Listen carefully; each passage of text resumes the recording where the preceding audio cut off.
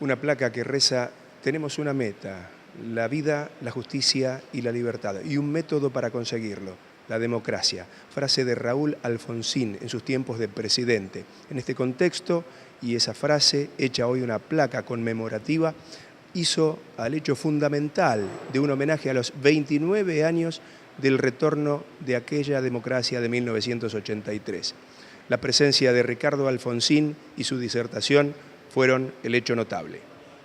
Alfonsín, ¿cómo encontró a ese joven y hijo de un presidente democrático en esa fecha y en el seno familiar esta vuelta a la democracia? Bueno, en realidad preocupado, porque sabía que los problemas que teníamos que enfrentar iban a ser muy difíciles, que tal vez era esa la transición democrática que había tenido que desenvolverse o tendría que desenvolverse en el contexto más difícil, desde el punto de vista económico, desde el punto de vista político, desde el punto de vista social, nacional e internacional. Yo creo que ninguna otra transición democrática tuvo que desenvolverse en situaciones tan complejas.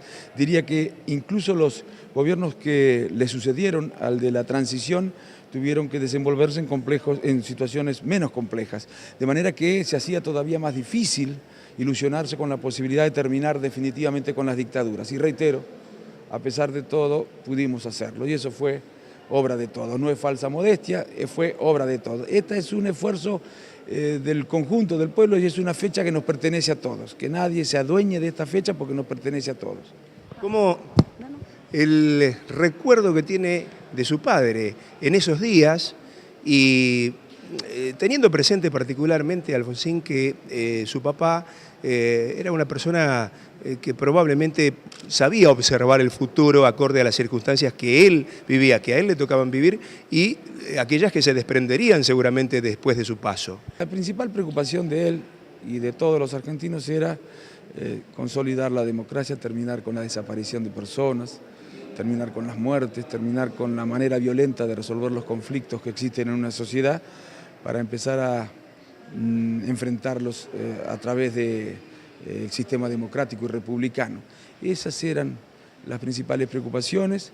Él puso toda su energía en esa tarea, como lo hicieron el conjunto de los argentinos. Seguramente nos hubiera gustado avanzar en otras direcciones también, pero por una cuestión que tenía que ver con las restricciones que imponía la realidad económica, mundial y nacional, y en otros casos porque existían restricciones también en términos de relación de fuerza, no pudimos avanzar.